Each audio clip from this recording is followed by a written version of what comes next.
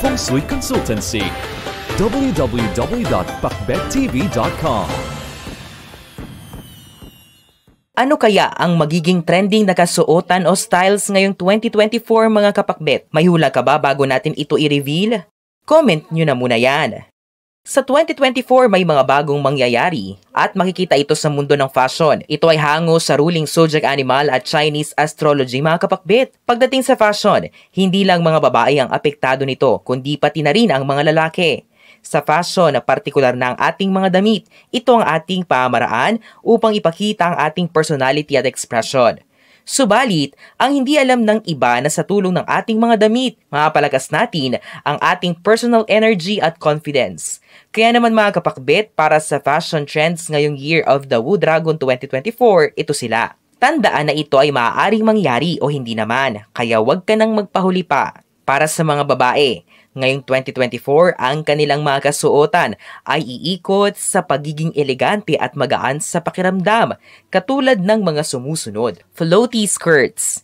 Sinasalamin ng floaty skirts mga kapakbet ang hangin na gumagawa ng isang harmonious motion o pakiramdam. Magiging trend ito sa 2024. Dahil na rin sa mga transformative energies na makukuha nating dulot ng Year of the Wood Dragon.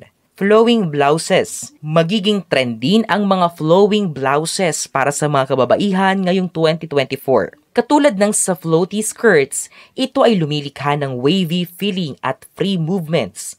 Bagay na bagay ito para sa 2024 dahil sila ay makakakilos ng mas maayos at makakaramdam sila ng fullness para sa kanilang sarili, walang kulang. Silk and cotton-made clothes. Para sa ibang pananamit o kasuotan sa 2024, magiging trend din ang mga damit na gawa sa silk at cotton mga kapakbet.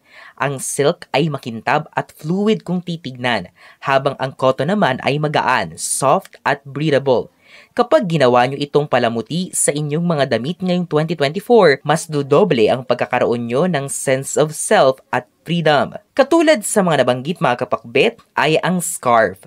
Pwede nyong parisan ng scarf ang inyong mga damit o blouses kapag kayo'y aalis o lalabas sa 2024. Para sa mga scarves na nababagay sa inyo base sa inyong Chinese zodiac sign, bisitahin ang aming Shopee, Lazada at TikTok Shop accounts. Native embroidered pattern clothes. Magiging trending din ang mga damit na may nature embroidered pattern. Ito yung mga damit na may embroidery, mga kapakbet. Maaaring ang pattern nito ay bulaklak, malulusog na dahon ng mga halaman, puno at iba pa. Ito ay nagbibigay ng sense of freshness at renewal. Mga abstract patterns na damit din mga kapakbet ngayong 2024 ay sasama sa fashion trend ng mga kababaihan. We have crossed one more milestone. It's only the beginning. Visit our new store Kapakbet. Unit 1004 Cityland Shaw Tower, corner St. Francis Shaw Boulevard, Mandaluyong City.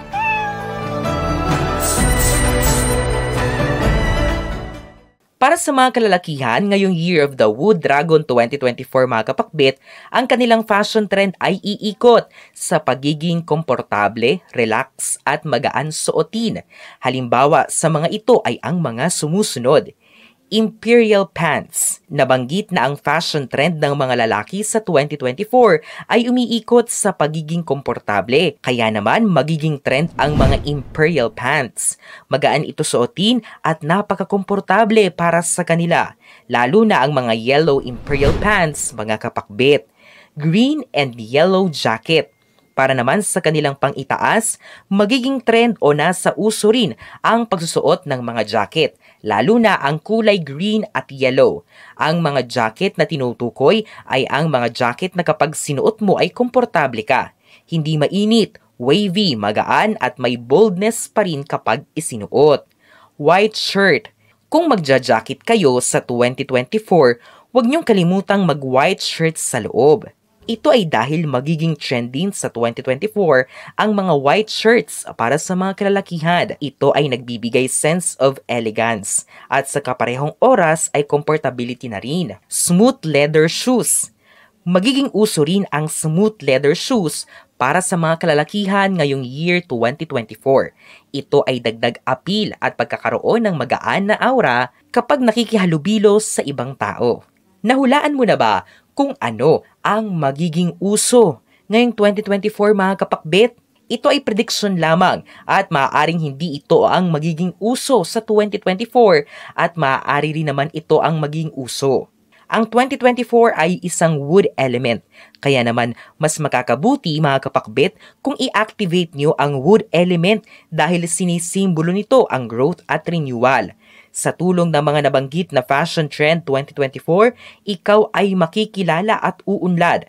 Ngunit di lang ito doon natatapos dahil ikaw ay magkakaroon ng swerte at dagdag tiwala sa sarili, mga kapakbet. Kaya naman, huwag ka nang magpahuli. Ang mga interpretasyong ito ay pawang gabay lamang.